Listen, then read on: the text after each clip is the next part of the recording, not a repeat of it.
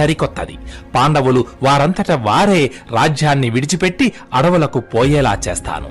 నువ్వు చేయవలసిందల్లా దీనికి మహారాజును ఒప్పించడమే అని అన్నాడు. శకుని మాటలకు సంతోషించిన దుర్యోధనుడు ఇక ఏమాత్రం ఆలస్యం చేయకుండా వెంటనే ధృతరాష్ట్రుడి దగ్గరకు వెళ్లి, పితృదేవా, అవకాశం వచ్చినప్పుడు శత్రువులను అంతం చెయ్యాలే గాని అవమానించి వదిలిపెట్టకూడదు. అలా చేస్తే వారు ఎప్పటికైనా తిరిగి వచ్చి పగ తీర్చుకుంటారు. పాండవులు ఇప్పుడు సగం చచ్చిన పాములు. మనపై పగ తీర్చుకోవడానికి తప్పక తిరిగి వస్తారు. మీరు ఎంత దయ చూపినా వారు తమ శత్రుత్వాన్ని విడిచిపెట్టరు. అర్జునుడు గాంధీవాన్ని, భీముడు గదను, నకుల సహదేవులు కత్తులు పట్టుకుని యుద్ధానికి వస్తే వారిని అడ్డుకోవడం స్వయాన ఆ యముడికి కూడా సాధ్యం కాదు. కాబట్టి నేను చెప్పేది వినండి. పాండవులను మళ్లీ జూదానికి ఆహ్వానించండి. వారిని నిర్వీర్యులను చెయ్యగల పథకం నా దగ్గర ఒకటుంది అని వేడుకున్నాడు. కొడుకు మాటలు కాదనలేక ధృతరాష్ట్రుడు పాండవులను జూదానికి పిలవమని ప్రాతిగామిని ఇంద్రప్రస్థానికి పంపించాడు.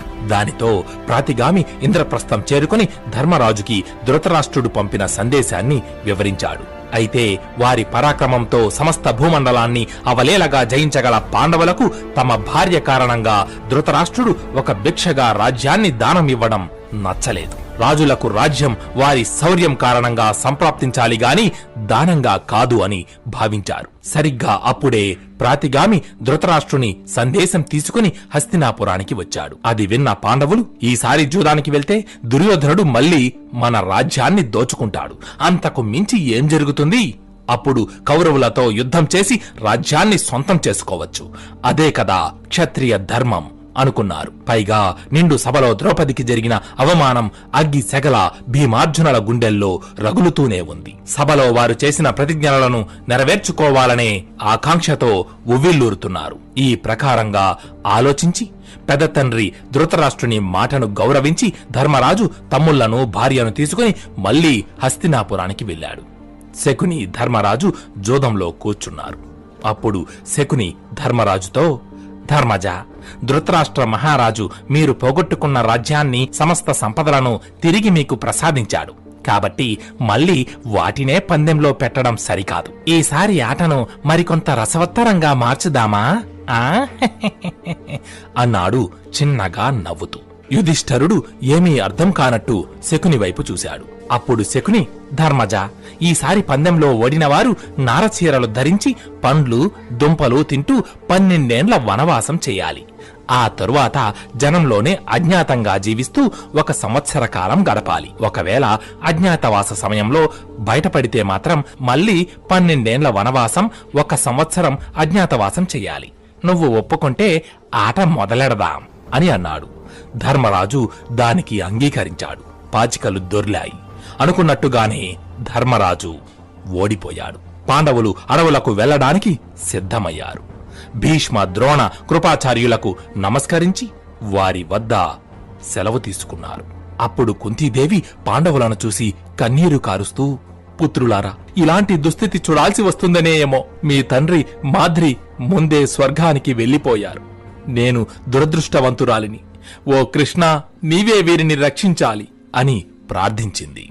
పాండవులను చూడడానికి కొన్ని వేల మంది ప్రజలు అక్కడికి హాజరయ్యారు. వారందరి కళ్ళు కన్నీళ్లతో చెమ్మగిల్లాయి. పాండవులు నారచీరలు ధరించి గమ్యం దిశగా ముందుకు నడిచారు. అప్పుడు భీముడు ఒక్క నిమిషం ఆగి వెనక్కు తిరిగి అక్కడున్న ప్రజలను, తమను చూసి కన్నీరు కారుస్తున్న కుంతీదేవిని చూస్తూ ఒక్కసారిగా కోపం తెచ్చుకుని, ఇంతమంది బాధకు కారణమైన ఆ దుర్యోధనుడి తొడలు విరగ్గొట్టి అతడు నేలపై పడి రోదిస్తుండగా ఏ మాత్రం బాధపడకుండా అతడి తలను నా కాలితో తన్నిపోతాను అని శపథం చేసి ముందుకు నడిచాడు. అర్జునుడు కిందకు వంగి గుప్పెడు ఇసుకను అరచేతిలోకి తీసుకుని, యుద్ధభూమిలోని యోధులందరూ నా బాణాల ధాటికి ఈ విధంగా నేలరాలుతారు అన్నట్టుగా తన చేతిలోని ఇసుకను కిందకు వదులుతూ ముందుకు నడిచాడు. వారి సుందర రూపాలను చూసి ప్రజలు దుఃఖిస్తారని భావించి నకుల సహదేవులు వారి శరీరాలను మలినమైన మట్టిని పులుముకొని నడుస్తున్నారు. కోపంతో అగ్గివల్లి రగులుతున్న తన కంటి చూపులకి ప్రజలు భస్మమవుతారేమో అని ధర్మరాజు తన ముఖానికి వస్త్రం అడ్డుగా పెట్టుకున్నాడు. నిండు సభలో తనను అవమానించిన కౌరవులు మరణించినప్పుడు వారి భార్యలు కూడా ఇదే విధంగా రాజ్యం వదిలి పోతారు అన్నట్టుగా ద్రౌపది తడిసిన బట్టలతో విడిన కురులతో పాండవుల వెంట నడిచింది. ఆ ప్రకారంగా పాండవులు తమ తమ ఆయుధాలను ధరించి ద్రౌపది వెంటరాగా ఉత్తర దిక్కున ప్రయాణం సాగించారు. అది చూసి ప్రజలు కంటతడి పెడుతూ, ఎక్కడో ఉన్న పాండవులను జోధానికి పిలిపించి వారి సర్వం హరించి అడవులకు పంపడం ధర్మమా? కురు పెద్దలంతా ఏం చేస్తున్నారు? దుర్యోధనుడు ఎందుకు అడ్డుకోలేదు? ఇక ధర్మం ఎక్కడుంది? కాబట్టి ఈ రాజ్యంలో మేము బ్రతకలేము అంటూ వారు కూడా పాండవుల వెంట బయలుదేరారు. అడవి సమీపానికి చేరుకోగానే ధర్మరాజు అక్కడ ఆగి వారి వెంట వచ్చిన ప్రజలందరి వైపు చూస్తూ, మహాజనులారా, మా మీద మీకున్న ప్రేమకు గాను నాకు ఎంతో సంతోషంగా ఉంది. కాని మిమ్మల్ని కూడా నాతో తీసుకువెళ్లి ఆ క్రూర అడవిలో బాధలకు గురి చెయ్యలేను. కాబట్టి మీరందరూ మీ గృహాలకు మరలి వెళ్ళండి అని చెప్పి వారిని వెనక్కు పంపివేశాడు. కాని కొంతమంది బ్రాహ్మణులు మాత్రం పాండవుల వెంటే అడవిలోకి ప్రవేశించారు. అది గమనించిన ధర్మరాజు, బ్రాహ్మణోత్తములారా, ప్రతిరోజు రకరకాల వంటకాలు భుజిస్తూ జీవించే మీరు ఇలా మా వెంట అడవులకు వచ్చి దుంపలు ఫలాలు తింటూ ఈ క్రూర అడవిలో జీవించడం అవసరమా? కాబట్టి తిరిగి వెనక్కు వెళ్ళిపోండి అని చెప్పాడు. దానికి వారు, అయ్యా, మీరు తప్ప మాకు వేరొక దిక్కులేదు. మేము మీతోనే వస్తాం. మా గురించి ఆలోచించవద్దు. మీరు ఏం తింటారో మేము కూడా అదే తిని జీవిస్తాం. అంతేగాని మీరు లేని రాజ్యంలో మేము ఉండలేం అని అన్నారు. వారి మాటలకు ధర్మరాజు కనులు చెమ్మగిల్లాయి. పక్కనే ఉన్న తన పురోహితుడు ధౌమ్యుడి వైపు చూస్తూ, మహాశయ, నేను ఎంత వద్దని చెప్పినా వీరు నన్ను విడిచి వెళ్లడం లేదు. నన్ను నమ్ముకొని వచ్చిన వారి ఆకలిని తీర్చడం నా బాధ్యతే కదా. కాబట్టి వీరి కడుపు నింపే మార్గాన్ని ఉపదేశించండి అని అడిగాడు. దానికి ధౌమ్యుడు, మహారాజా, సకల ప్రాణికోటికి ఆహారాన్ని అందించేవాడు ఆ సూర్య భగవానుడు. కాబట్టి మీరు సూర్యుణ్ణి ప్రార్థించండి, ఆయనే మీ కోరిక తీరుస్తాడు అని చెప్పి ధర్మరాజుకి 108 ఆదిత్యనామాలను అర్థంతో సహా వివరించాడు ధౌమ్యుడు. ధౌమ్యుని సలహా మేరకు ధర్మరాజు నిష్ఠతో సూర్యుడిని పూజించాడు. ధర్మరాజు భక్తికి మెచ్చి సూర్య భగవానుడు ప్రత్యక్షమై ధర్మరాజుకి ఓ రాగి పాత్రను ఇచ్చి, ధర్మరాజా, నువ్వు ఈ 12 ఏండ్లు వనవాసంలో అడవిలో సేకరించిన ఫలాలను కందమూలాలను ద్రౌపది చేత ఈ పాత్రలో వండిస్తే అవి అనేక రకాలైన వంటకాలుగా మారి మీ ఆకలిని తీరుస్తాయి. అవి ఎప్పటికీ అయిపోకుండా అక్షయంగా ఉంటాయి అని చెప్పి సూర్యుడు అదృశ్యమయ్యాడు. అప్పటి నుండి ఆ అక్షయ పాత్ర సహాయంతో ఆ బ్రాహ్మణులకు, అలాగే తన వద్దకు ఆకలి అంటూ వచ్చిన కొన్ని 100 మందికి ప్రతిరోజూ ధర్మరాజు అన్నదానం చేస్తూనే ఉన్నాడు. ఆ తరువాత పాండవులు ఆ అరణ్యంలోనే మరికొంత దూరం ప్రయాణించి కామ్యక వన సమీపానికి చేరుకున్నారు.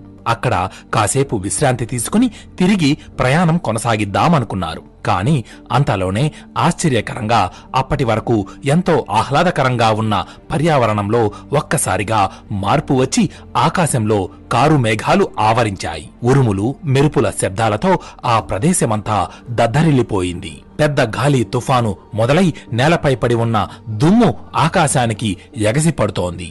చెట్ల కొమ్మలు విరిగి పడుతున్నాయి. ఆ ప్రదేశమంతా అల్లకల్లోలంగా మారిపోయింది. ఇంతలో ఒక్కసారిగా అంటూ ఎవరో నవ్వుతున్నట్టుగా ఆకాశం నుంచి పెద్ద శబ్దం ఒకటి వినబడింది. వెంటనే పాండవులు అలా నవ్వింది ఎవరా అని చుట్టూ చూశారు. కాని వారి కంటికి ఆ చుట్టుపక్కల ఎవ్వరూ కనిపించలేదు. మళ్ళీ అలాగే అంటూ నవ్వు మరోసారి వినబడింది. ఆ భయంకర పరిస్థితి చూసి ద్రౌపది భయపడింది. అప్పుడు భీముడు తన తల తిప్పి చుట్టూ చూస్తూ, ఓరీ మాయావి, ఎవరు నువ్వు? ఈ మాయలు కట్టిపెట్టి నీకు ధైర్యం ఉంటే మా ముందుకు వచ్చి నిలబడు అన్నాడు. దానికి సమాధానంగా, నేను బకాసురుడి తమ్ముడైన కమ్మీరుడిని, రాక్షసుణ్ణి, మనుషులను చంపి తింటుంటాను. నాకు భయపడి ఎవరు ఈ వనం వైపు కన్నెత్తి కూడా చూడరు. అలాంటిది ఎంత ధైర్యం ఉంటే మీరు ఇక్కడికి వస్తారు? అసలు ఎవరు మీరు అని అడిగాడు. దానికి ధర్మరాజు, మేము పాండు మహారాజు పుత్రులమైన పంచపాండవులం. నేను ధర్మరాజుని, వీరు నా సోదరులైన భీమార్జున నకుల సహదేవులు అని సమాధానమిచ్చాడు. అది విన్న ఆ రాక్షసుడు ఏంటి, భీముడా? అంటే నా అన్న బకాసురుణ్ణి చంపిన భీముడు వీడేనా? వీడి కోసమే ఇంతకాలం వెతుకుతున్నాను. ఈ రోజు వీణ్ణి చంపి నా అన్న చావుకి ప్రతీకారం తీర్చుకుంటాను. వీడి శరీరాన్ని ఆరగించి పండుగ చేసుకుంటాను అంటూ నవ్వాడు. అయితే అప్పుడు పాండవుల పురోహితుడైన దౌమ్యుడు తన కనురెప్పలు మూసి మనసులో ఒక మంత్రం స్మరించి తన చేతిలోకి కొంత జలం తీసుకుని ఆ జలాన్ని ఆకాశంలోకి విసిరాడు. దానితో ఆ రాక్షస మాయ భగ్నమై అప్పటి వరకు అదృశ్య రూపంలో ఉన్న ఆ రాక్షసుడు వెలుగులోకి వచ్చాడు. అది చూసిన అర్జునుడు వెంటనే తన గాంధీవానికి ఒక అస్త్రాన్ని జోడించి ఆకాశంలో ఎగురుతున్న ఆ రాక్షసుని గుండెలకు గురిపెట్టాడు. కాని అంతలోనే భీమసేనుడు ఒక్క గెంతుతో ఆకాశంలో ఉన్న ఆ రాక్షసుని మీదకు దూకి ఒక్క గుద్దుతో అతడిని నేలపై పడగొట్టాడు. కాని కమ్మీరుడు అంతటితో ఆగలేదు. వెంటనే లేచి నిలబడి దిక్కులు పెక్కటిల్లేలా గట్టి సింహనాదం చేసి నోటి నుండి మంటలు కక్కుతూ భీముడిపై మంటల వర్షాన్ని కురిపించాడు. వెంటనే భీముడు అప్రమత్తుడై పక్కకు తప్పుకోగా అతడి వెనుకనున్న పెద్ద వృక్షం ఒకటి చిన్న ఆకు కూడా మిగలకుండా ఆ మంటలకు భస్మమైపోయింది. అది చూసి అక్కడ ఉన్న వారందరూ భయపడ్డారు. అప్పుడు భీముడు తన తల కొంచెం పక్కకు తిప్పి నకులుడి వైపు చూశాడు. దానితో నకులుడికి విషయం అర్థమయ్యింది. వెంటనే తన చేతిలోని డాలుని భీముడికి అందిస్తూ విసిరాడు నకులుడు. భీముడు ఆ డాలుని అందుకొని తన మీదకు వస్తున్న మంటలకు అడ్డుగా పెట్టుకుని వేగంగా ముందుకి కదులుతూ ఆ రాక్షసుని దగ్గరకు చేరుకొని అతడి కళ్ళపై అతని కళ్ళు బైర్లు కమ్మేలా ఆ డాలుతో అతడి ముఖంపై కొట్టాడు. ఆ దెబ్బకు కమ్మీరుడు 20 అడుగుల దూరం ఎగిరిపడ్డాడు. ఆ రాక్షసుడు మైకం నుంచి తేరుకుని ఎదురుగా చూడగా భీముడు విసిరిన ఓ పెద్ద వృక్షం అతడి మీదకు వస్తోంది. వెంటనే కమ్మీరుడు పక్కకి తప్పుకున్నాడు. అలా వారిద్దరూ పెద్ద పెద్ద వృక్షాలతోనూ బండరాళ్లతోనూ ఘోర యుద్ధం కొనసాగించారు. కాని భీముని భుజబలం ముందు కమ్మీరుడు నిలబడలేకపోయాడు. క్షణానికి అతడి శక్తి క్షీణిస్తూ వస్తోంది. తన అన్నని చంపినట్టుగానే భీముడు కమ్మీరుడిని ఎముకలను విరగ్గొట్టి అతడి శరీరాన్ని నుజ్జుగా చేసి హతమార్చాడు. మరొక పక్క హస్తినాపురంలో విదురుడు ధృతరాష్ట్రునితో, మహారాజా, జూదం వల్ల అన్నదమ్ముల మధ్య విరోధం ఏర్పడింది. మిమ్మల్ని ముందే హెచ్చరించాను, కాని మీరు వినలేదు. ఇప్పటికీ మించిపోయిందేమీ లేదు. ఇప్పటికైనా నా మాట విని పాండవులను వెనక్కు పిలిపించి వారి రాజ్యం వారికిచ్చి ధర్మాన్ని నిలబెట్టండి. నిండు సభలో ద్రౌపదిని అవమానించిన దుర్యోధన దుశ్శాసనాల చేత ద్రౌపదికి క్షమాపణలు చెప్పించండి అని హితం చెప్పాడు. అయితే ఈ విషయం తెలుసుకున్న దుర్యోధనుడి ఆవేశానికి అంతులేదు. దుశ్శాసన కర్ణ శకునులను సమావేశపరిచి ఈ విదురుడు ఉన్నవాడు ఉండకుండా అనుక్షణం తండ్రి వెంటే ఉంటూ పాండవులను తిరిగి వెనక్కు పిలిపించి రాజ్యమిమ్మని బోధిస్తున్నాడు. ఇతడి మాటలు విని ఒకవేళ నిజంగానే పితృదేవులు వారిని వెనక్కు పిలిపిస్తే ఏం చెయ్యాలి అంటూ ఆందోళన పడ్డాడు. అప్పుడు కర్ణుడు, దిగులు పడకు మిత్రమా, పాండవులు ధర్మపరులు. ఒకవేళ నువ్వు చెప్పినట్టుగా మహారాజు పాండవులను వెనక్కు రమ్మని కోరినా ఇచ్చిన మాటకు కట్టుబడి వాళ్ళు తిరిగి రారు.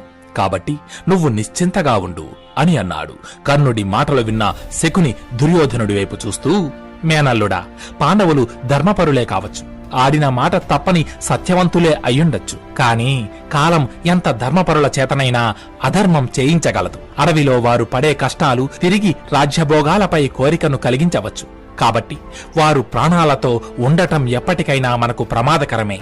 ప్రస్తుతం వారు ఒంటరిగా ఉన్నారు. వారి వెంట సైన్యం లేదు, ఎటువంటి అండా లేదు. అదును చూసి సరైన సమయం వచ్చినప్పుడు వారిపై దాడి చేసి ఆ అడవిలోనే వారి కథ ముగించేస్తే శత్రుశేషం లేకుండా పోతుంది అని అన్నాడు. శకుని పథకం ప్రకారం దుర్యోధనుడు సైన్యాన్ని సిద్ధం చేసి పాండవులపై యుద్ధానికి సర్వసన్నద్ధుడయ్యాడు. అయితే ఈ విషయం తెలిసి వ్యాసుడు హస్తినాపురం చేరుకుని ధృతరాష్ట్రుడిని కలిసి, మహారాజా, నీ కుమారుడు అడవులలో ఉన్న పాండవుల మీదకు యుద్ధానికి వెళుతున్నాడు. పాండవుల అరణ్య అజ్ఞాతవాసాలు పూర్తయిన తరువాత ఎటూ యుద్ధం తప్పదు. ఇప్పుడే తొందర ఎందుకు? నీ పుత్రుడిని వారించు అని అన్నాడు. దానికి ధృతరాష్ట్రుడు, ఏం చెయ్యమంటారు మహాత్మా? జూదం వల్ల అనర్థం జరిగిపోయింది. పుత్రవాత్సల్యం కారణంగా నేను నా పుత్రుడిని వదులుకోలేను అని అన్నాడు. అప్పుడు వ్యాసుడు, ధృతరాష్ట్ర, పుత్ర ప్రేమ ఉండవలసిందే. కాని అడవులలో ఉన్న పాండవుల మీద కూడా కొంచెం దయ చూపించు. నాకు అందరూ సమానులే. అందుకే చెబుతున్నా, మంచివారితో స్నేహం చెడ్డవారిని కూడా మంచివారిగా మారుస్తుంది ధర్మరాజుతో స్నేహం దుర్యోధనుడిలో కూడా మార్పు తీసుకురావచ్చు అని చెప్పాడు. దానికి ధృతరాష్ట్రుడు, అయ్యా, వాడు నా మాట వినడు, మీరే వాడికి చెప్పండి అని అన్నాడు. అప్పుడు వ్యాసుడు, నేను కాదు, మైత్రేయ మహర్షి వచ్చి నీ కొడుకుకి మంచి చెడుల విచక్షణ తెలియజేస్తాడు అని చెప్పి వ్యాసుడు అక్కడి నుంచి వెళ్లిపోయాడు. అలా కొంతకాలానికి వ్యాసుడు చెప్పినట్టుగానే మైత్రేయ మహర్షి హస్తినాపురానికి వచ్చి ధృతరాష్ట్రుడిని కలిశాడు. ఆ సమయంలో దుర్యోధనుడు కూడా అక్కడే ఉన్నాడు. నేను ఇప్పుడే కామ్యక వనంలో ఉన్న పాండవులను చూసి వస్తున్నాను అని చెప్పాడు మైత్రేయ మహర్షి. అది విన్న ధృతరాష్ట్రుడు, వారు క్షేమంగానే ఉన్నారా మునీంద్ర అని అడిగాడు. దానికి ఆ మహర్షి, మహారాజా, పాండవులు ధర్మబుద్ధి కలవారు, వారికి ఎంతో మంది ప్రజల దీవెనలు ఉన్నాయి కనుక వారు క్షేమంగానే ఉన్నారు అని చెప్పి పక్కనే ఉన్న దుర్యోధనుడి వైపు చూస్తూ, కుమారా, నువ్వు నీ బుద్ధిని మార్చుకో, పాండవులతో వైరం మానుకో, అదే నీకు ఈ వంశానికి మంచిది. ఎందుకంటే పాండవులు సాధారణ మానవులు కాదు, వజ్ర శరీరులు. భీముడు, హిడింబుడు, బకాసురుడు, జరాసంధుడు వంటి రాక్షసులను చంపిన మహాబలుడు. అతన్ని జయించడం ఎవరితరం కాదు. పైగా వారికి శ్రీకృష్ణుడు, ద్రుపదుల అండ ఉంది. కాబట్టి వారితో స్నేహంగా ఉండు అని చెప్పాడు. ఆ మహర్షి మాటలు విన్న దుర్యోధనుడు ఆ మునివైపు చూస్తూ గట్టిగా అంటూ నవ్వి, నా అంతటి వాడు లేడు అన్న అహంకారంతో తన తొడలు చరుస్తూ ఆ మహర్షిని ఎగతాళి చేశాడు. దానితో ఆ మహర్షి ఆగ్రహించాడు. కోపంగా దుర్యోధనుడి వైపు చూస్తూ, ఏ తొడలు చూపించి నువ్వు నన్ను అగౌరవపరిచావో అవే తొడలను యుద్ధభూమిలో భీముడు తన గదతో మొక్కలు చేస్తాడు అని శపించాడు. మైత్రేయ మహర్షి ఇచ్చిన శాపానికి భయపడిన ధృతరాష్ట్రుడు తన పుత్రుణ్ణి క్షమించమని, ఆ శాపాన్ని వెనక్కు తీసుకోమని ఆ మునిని వేడుకున్నాడు. దానికి ఆ మహర్షి, మహారాజా, నీ కుమారుడు పశ్చాత్తాపం చెంది మంచి బుద్ధి కలిగి ఉంటే ఈ శాపం ఫలించదు అని చెప్పి అక్కడి నుంచి వెళ్లిపోయాడు. ఆ తరువాత పాండవులు కామ్యకవనంలో నివసిస్తున్నారని తెలుసుకుని శ్రీకృష్ణుడు దుష్టద్యుమ్నుణ్ణి మరికొంతమంది యాదవ రాజులని తీసుకుని పాండవులను చూడటానికి కామ్యకవనానికి బయలుదేరాడు. అలా కొంత సమయం ప్రయాణించగా వన సమీపానికి చేరుకున్నారు. అయితే సరిగ్గా అప్పుడే నీటి కోసమని విడిది గృహం నుంచి బయటకు వచ్చి నదిలో నీరు సేకరిస్తున్న అర్జునుడికి తన వైపుగా ఏవో రథాలు వస్తున్నట్టుగా శబ్దాలు వినబడ్డాయి. అయితే మైత్రేయ మహర్షి ద్వారా కౌరవులు తమపై యుద్ధానికి సిద్ధమవుతున్నారని పాండవులకు అంతకు ముందే సమాచారం అందింది. దానితో అవి కౌరవుల రథాలే అయ్యుంటాయని అనుమానపడిన అర్జునుడు అప్రమత్తుడై పక్కనే ఉన్న చెట్టు చాటుకు వెళ్లి నిలబడి తన ధనస్సును చేతిలోకి తీసుకుని ఆ రథచక్రాల చప్పుళ్లు వినిపిస్తున్న దారి మలుపు వైపు తీక్షణంగా చూస్తున్నాడు. అయితే ఆ దారి మలుపు నుంచి మొదటిగా ఒక రథం ముందుకు వచ్చింది. అప్పుడు అర్జునుడు ఆ రథంపై ఉన్నది ఎవరా అని తన కనురెప్పలు పైకెత్తి చూడగా అక్కడ నుదిట నెమలిపించాన్ని ధరించి రథంపై నిలబడి ముందుకు వస్తూ శ్రీకృష్ణుడు కనిపించాడు. కృష్ణుడిని చూడగానే అర్జునుడికి తను అప్పటిదాకా అరణ్యంలో అనుభవిస్తున్న బాధలన్నీ మటుమాయమయ్యాయి. అతని మనసు తేలికపడింది. వెంటనే అర్జునుడు ఆ చెట్టుచాటు నుంచి ముందుకు వచ్చి తన వైపుగా వస్తున్న రథాలకు అడ్డుగా నిలిచి శ్రీకృష్ణుడికి ప్రణామం చేశాడు. అర్జునుడిని చూసిన కృష్ణుడు కూడా సంతోషించి రథంపై నుంచి కిందకు దిగి ప్రేమతో అర్జునుడిని కౌగలించుకున్నాడు. ఆ తరువాత వెనుక రథం మీద ఉన్న అభిమన్యుడు ముందుకు వచ్చి తండ్రి పాదాలకు నమస్కరించాడు. అప్పుడు అర్జునుడు అభిమన్యుడిని ఆశీర్వదించి అతడి భుజం పట్టుకొని పైకి లేపి వారందరినీ పాండవులు ఉంటున్న నివాసానికి తీసుకువెళ్లాడు. అక్కడ ఒకరినొకరు పలుకరించుకున్నారు. పాండవులకు ఈ దుస్థితి సంభవించడానికి దుర్యోధనుడే కారణమని యాదవులు కౌరవులను నిందించారు. అప్పుడు ద్రౌపది కంటతడి పెడుతూ కృష్ణుడితో, గోపాల, ద్రుపదరాజు పుత్రికను, పంచ పాండవుల భార్యను అయిన నన్ను ఆ దుశ్శాసనుడు జుట్టు పట్టుకుని ఈడ్చుకొచ్చి సభలో అందరి ముందు అవమానించాడు. అప్పుడు కర్ణుడు నన్ను చూసి నవ్వాడు. అతడి నవ్వే నన్ను నిత్యం దహించివేస్తోంది. ఇక దుర్యోధనుడైతే నన్ను తన తొడపై కూర్చోమని పలికాడు. ఇదంతా చూస్తూ కూడా నా భర్తలు మౌనం వహించారు. ఇక వీరి పరాక్రమాలు దేనికి అంటూ రోధించింది. అప్పుడు కృష్ణుడు, దిగులు పడకు ద్రౌపది, అధర్మపరులు ఎప్పటికైనా నాశనం కాక తప్పదు. యుద్ధ భూమిలో అర్జునుడు వేసే బాణ పరంపరకి కౌరవులు నేలరాలుతారు అని అన్నాడు. అప్పుడు అర్జునుడు, అవును ద్రౌపది, దుర్యోధన దుశ్శాసనులను సోదరుడు భీముడు వధిస్తాడు. నేను కర్ణుణ్ణి హతమారుస్తాను, నువ్వు బాధపడకు అని ఓదార్చారు. అప్పుడు కృష్ణుడు ధర్మరాజు వద్దకు వెళ్లి, బావా యుధిష్ఠరా, జోదక్రీడ సమయంలో నేను సాల్వుడితో యుద్ధం చేస్తున్నాను, అందువల్లే ఈ అనర్థం జరిగిపోయింది. లేదంటే నేను భీష్మ ద్రోణులతో చర్చించి ఈ జోదక్రీడ జరగకుండా అడ్డుకునేవాడిని అని చెప్పాడు. అది విన్న ధర్మరాజు, సాల్వుడితో యుద్ధమా? అసలేం జరిగింది కృష్ణ అని అడిగాడు. శిశుపాలుని తమ్ముడే సాల్వుడు. రాజసూయ యాగ సమయంలో శ్రీకృష్ణుడు శిశుపాలుణ్ణి సంహరించినందుకు సాల్వుడు తనపై పగబట్టాడు. కృష్ణుడు పాండవులతో కలిసి హస్తినాపురంలో ఉన్న సమయంలో సాల్వుడు ద్వారకపై దండెత్తి ద్వారకలోని ఎన్నో వనాలను భవనాలను ధ్వంసం చేశాడు. దానితో కృష్ణుడి కుమారుడైన ప్రద్యుమ్నుడు మరియు యాదవ వీరుడైన సాంబుడు శాల్వుడితో యుద్ధానికి దిగారు. ప్రద్యుమ్నుడికి శాల్వుడికి మధ్య ఘోర యుద్ధం జరిగింది. ఆ యుద్ధంలో ప్రద్యుమ్నుడు సాల్వుడిపై బ్రహ్మాస్త్రాన్ని ప్రయోగించాడు. ఆ అస్త్ర ధాటికి సాల్వుడు మూర్ఛపోయి పడిపోగా అప్పుడు ప్రద్యుమ్నుడు సాల్వుడిని చంపబోతుంటే నారదుడు అడ్డుపడి, నాయనా ప్రద్యుమ్న, ఇతడి చావు నీ తండ్రి చేతిలో నిశ్చయించబడింది, కాబట్టి ఇతడిని వదిలిపెట్టు అని చెప్పాడు. నారదుని మాటలను గౌరవించి ప్రద్యుమ్నుడు సాల్వుడిని ప్రాణాలతో విడిచిపెట్టాడు. దానితో సాల్వుడు యుద్ధం నుంచి వెనుదిరిగి వెళ్లిపోయాడు. అయితే ఆ తరువాత శ్రీకృష్ణుడు ద్వారకకు వచ్చి అక్కడ సాల్వుడు ధ్వంసం చేసిన వనాలను భవనాలను చూసి కోపించాడు. ద్వారకకు బలరాముడిని రక్షణగా ఉంచి కృష్ణుడు సాల్వుడితో యుద్ధానికి వెళ్ళాడు. సాల్వుడు కూడా తన అన్నని చంపిన కృష్ణుడిని వధించాలని అంతులేని ఆవేశంతో ఊగిపోతున్నాడు. వారిద్దరి మధ్య ఘోర యుద్ధం ప్రారంభమయ్యింది. వివిధ రకాల అస్త్ర శస్త్రాలను ఒకరిపై ఒకరు ప్రయోగిస్తున్నారు. ఆ అస్త్రాలు ఒకదానితో మరొకటి ఢీకొని ఏర్పడే విస్ఫోటనాలకు భయపడి ఆ ప్రదేశమంతా ఉన్న జంతువులు పక్షులు దూరంగా పారిపోతున్నాయి. పెద్ద పెద్ద పేలుళ్లతో భూమి కంపిస్తోంది. దివ్యాస్త్రాల ప్రభావానికి ఆకాశమంతా వెలుగులు విరజిమ్ముతూ అర్ధరాత్రి కూడా పట్ట పగలులా కనబడుతోంది.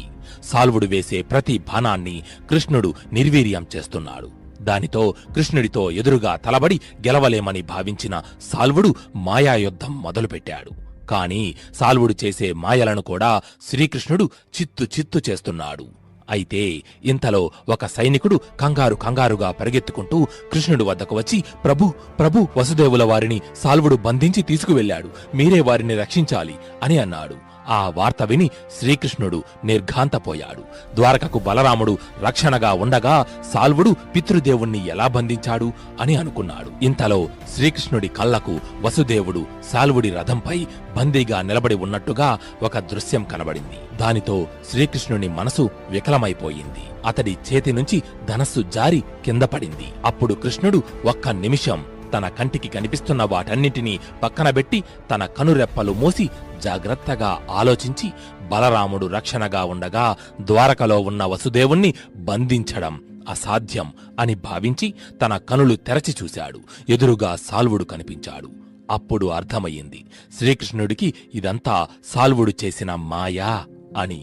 ఇక ఏమాత్రం ఆలస్యం చేయకుండా వెంటనే కృష్ణుడు తన సుదర్శన చక్రాన్ని ప్రయోగించి సాల్వుడిని సంహరించాడు. ఆ తరువాత కృష్ణుడు అభిమన్యుడు సుభద్రలను తీసుకుని ద్వారకకు, దుష్టద్యుమ్నుడు ఉప పాండవులను తీసుకుని ద్రుపద నగరానికి వెళ్లిపోయారు. పాండవులు కూడా కామ్యక వనం నుంచి బయలుదేరి ద్వైతవనానికి చేరుకున్నారు.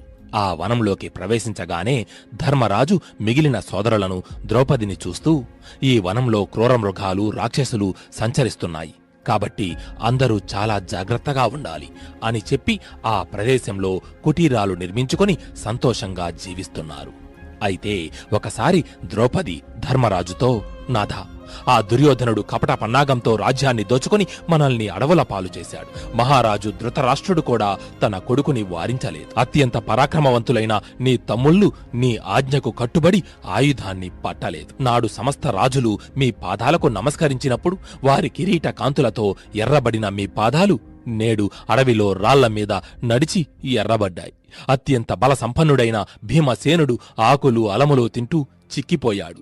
ధనుర్విద్యా పారంగతుడైన అర్జునుడు అడవిలోని జంతువుల మధ్య తిరుగుతున్నాడు. ఎంతో మనోహర రూపాలతో ప్రకాశించే నకుల సహదేవుల శరీరాలు దుమ్ము ధూళితో నిండిపోయాయి. వారిని చూసి కూడా మీరు ఓర్పు వహిస్తున్నారా? ఇటువంటి దుర్దశలో కూడా శత్రువులపై కరుణ చూపడం అంత మంచిది కాదు. గొప్ప రాజు అనేవాడు శక్తిని, క్షమను సమయానుకూలంగా ఉపయోగించాలి. ఎప్పుడూ క్షమిస్తూ ఉంటే సేవకులు యజమాని మాటను లెక్క చేయరు. అలాగని మరీ కర్కశంగా ఉంటే దుర్మార్గుడిగా పేరు పొందుతాడు. కాబట్టి రాజు క్షమాగుణాన్ని అలాగే ప్రతాపాన్ని సమయానుకూలంగా ప్రదర్శించాలి. ఒక తప్పు చేస్తే క్షమించవచ్చు, కాని పదే పదే తప్పులు చేస్తున్నా క్షమించడం భావ్యమా? కౌరవులు దీనిని మీ అసమర్థంగా భావిస్తారు. కాబట్టి ఇది శక్తిని చూపవలసిన సమయం అని అంది. అప్పుడు ధర్మరాజు, ద్రౌపది, నాడు రాజసభలో అందరి ముందు 12 అరణ్యవాసం, 1 ఏట అజ్ఞాతవాసం చేస్తామని మాట ఇచ్చాను. ఇప్పుడు దానిని ఎలా తప్పగలను? ఒకరు ధర్మం తప్పారని నేను కూడా ధర్మం తప్పి ప్రవర్తించడం న్యాయమా? అచంచలమైన సుఖాలకు లోబడి ఇచ్చిన మాటను, నమ్ముకున్న ధర్మాన్ని విడువలేను అని అన్నాడు. అప్పుడు భీముడు, అగ్రజ, ద్రౌపది చెబుతున్నది సత్యం. కేవలం ధర్మాన్ని నమ్ముకొని అన్ని వేళలా విజయం పొందలేము. మోసాన్ని మోసంతోనే జయించాలి. ఎలాగోలా ఈ అరణ్యవాసం మనం పూర్తి చేసినా ఎవరి కంటా పడకుండా అజ్ఞాతవాసం కొనసాగించడం అసాధ్యం. మనం తెలియని వారంటూ లేరు. ప్రజలు మనల్ని తేలికగా గుర్తుపడతారు. ఆ విధంగా మన జీవితం ఈ అడవులకే పరిమితమవుతుంది. ఇక దుర్యోధనుడు అధర్మం మీద అధర్మం చేస్తూ లోకాన్ని భ్రష్టు పట్టిస్తాడు. నా మాట విని మాకు అనుమతినివ్వండి. నేను, అర్జునుడు మీ వెంట ఉండగా భయమెందుకు? కనులు మూసి తెరిచేలోగా కౌరవులను హతమార్చి మిమ్మల్ని సింహాసనంపై కూర్చోబెడతాను. ఇక ఆలస్యం చెయ్యకుండా హస్తినాపురంపై దండెత్తి రాజ్యాన్ని కైవసం చేసుకుందాం. హస్తినాపుర ప్రజలు కూడా మీరే తమకు రాజు కావాలని కోరుకుంటున్నారు. అప్పుడు ధర్మబద్ధంగా రాజ్యపాలన సాగించండి అని అన్నాడు. అప్పుడు ధర్మరాజు, సోదరా భీమా, ఆవేశపడకుండా ఒకసారి బుద్ధి పెట్టి ఆలోచించు. ఏదైనా చిన్న కార్యమైతే తొందరపడి ముందడుగు వేసినా తప్పులేదు. కాని కౌరవులతో యుద్ధం మహా కఠినమైన కార్యం. దానిని ఎంతో ఆలోచించి చెయ్యాలి. అప్పుడే కాలం కూడా మనకు అనుకూలిస్తుంది. ఆనాడు రాజసూయ యాగ సమయంలో మన చేతిలో ఓడిన రాజులందరూ నేడు కౌరవుల పక్షాన చేరారు. అంతేకాకుండా భూరిశ్రవుడు, శల్యుడు, భగద్దత్తుడు వంటి మహావీరులు వారికి అండగా ఉన్నారు. అన్నిటికీ మించి సహజ కవచ కొండలాలను ధరించి కర్ణుడు దుర్యోధనుడికి కవచమై ముందు నిలిచాడు. అతడు మహావీరుడు. ఇక భీష్మ, ద్రోణుల గూర్చి నీకు చెప్పవలసిన అవసరమేముంది? సమస్త దేవదానవులు ఒక్కటై వచ్చినా ఎదురించగల పరాక్రమవంతులు. వారికి మనపై ఎటువంటి కోపమూ లేకపోయినా ధృతరాష్ట్రుని కొలువులో జీవిస్తున్నారు కాబట్టి యుద్ధమంటూ వస్తే వారు కౌరవుల పక్షానే పోరాడుతారు. కాబట్టి ఇప్పుడు మనం ఆవేశపడి సాధించేదేమీ లేదు. అన్నిటికీ తగిన సమయం రావాలి అని వారికి నచ్చజెప్పాడు. అయితే సరిగ్గా అప్పుడే వేదవ్యాసుడు పాండవుల కుటీరంలోకి అడుగుపెట్టాడు. వ్యాసుడిని చూసిన పాండవులు ఎంతో భక్తి శ్రద్ధలతో ఆయనకు నమస్కరించారు. అప్పుడు వ్యాసుడు ధర్మరాజు వద్దకు వెళ్లి, యుధిష్ఠరా, నీ చింతకు గల కారణం నాకు తెలుసు. దానిని పోగొట్టడం కోసమే ఇలా వచ్చాను. నీకు నేను ప్రతిస్మృతి అనే విద్యను ఉపదేశిస్తాను. నువ్వు దానిని అర్జునుడికి ఉపదేశించు. దీని ప్రభావంతో అర్జునుడు అధికంగా తపస్సు చేసి దేవతలను మెప్పించి దివ్యాస్త్రాలను సంపాదిస్తాడు అని చెప్పి వ్యాసుడు అక్కడి నుంచి వెళ్లిపోయాడు. అయితే వ్యాసుడు చెప్పినట్టుగానే ధర్మరాజు ఒకనాడు అర్జునుడి వద్దకు వెళ్లి, అర్జున, భీష్ముడు, ద్రోణుడు దివ్యాస్త్ర సంపన్నులు. వారిని జయించాలంటే మనకు కూడా దివ్యాస్త్ర సంపద కావాలి. ప్రస్తుతం వృత్రాసురుడు అనే రాక్షసుడికి భయపడి దేవతలందరూ వారి ఆయుధాలను ఇంద్రుడికి ఇచ్చారు. కాబట్టి నీవు దేవేంద్రుడికై తపస్సు చేసి ఆ దివ్యాస్త్రాలను సంపాదించు. ఆ తరువాత పరమశివుణ్ణి ధ్యానించి పాశుపతాస్త్రం పొందు. ఇది వ్యాసుని ఆదేశము అని చెప్పాడు. ధర్మరాజు మాటలన్నీ విన్న అర్జునుడు, అగ్రజ, మీరు ఇంతగా చెప్పవలసిన పనిలేదు. ఎంతకాలమైనా ఎన్ని అడ్డంకులు ఎదురు వచ్చినా చలించకుండా నిర్విఘ్నంగా తపస్సును పూర్తి చేసి అపార దివ్యాస్త్ర సంపద కోవిదుడినై ఆ పరమశివుని ఆశీస్సులతో విజయుడినై తిరిగి వస్తాను అని చెప్పి ధర్మరాజు అనుమతి తీసుకుని మిగిలిన సోదరులకు, ద్రౌపదికి వీడ్కోలు చెప్పి అర్జునుడు తపస్సు కోసమై బయలుదేరాడు. రాత్రి పగళ్ళు ప్రయాణించి ఎన్నో నదులను, అడవులను దాటి గడ్డకట్టే చలిని, బూడిద చేసే ఎండలను తట్టుకొని చివరకు అర్జునుడు గంధమాధవ పర్వతాలను చేరుకున్నాడు. అయితే అర్జునుడు మరికొంత దూరం ప్రయాణించి ఆ పర్వత శిఖరాన్ని అధిరోహించగా అక్కడ తనకు ఒక ముసలి బ్రాహ్మణుడు ఎదురై, వీరా, ఎవరివి నీవు? ఇక్కడకు ఎందుకు వచ్చావు? ఇది శాంత స్వభావులైన మునులు, ఋషులు తపస్సు చేసుకునే ప్రదేశము. ఆయుధాలను ధరించి నీవు ఇక్కడ ఏం చేస్తున్నావు? నీ ఆయుధాలను త్యజించు అని అన్నాడు. కాని ఆ బ్రాహ్మణుడి మాటలకు అర్జునుడు ఏమాత్రం చలించలేదు. దానితో అతడి ధైర్యానికి మెచ్చి బ్రాహ్మణుడి రూపంలో ఉన్న దేవేంద్రుడు తన నిజ రూపం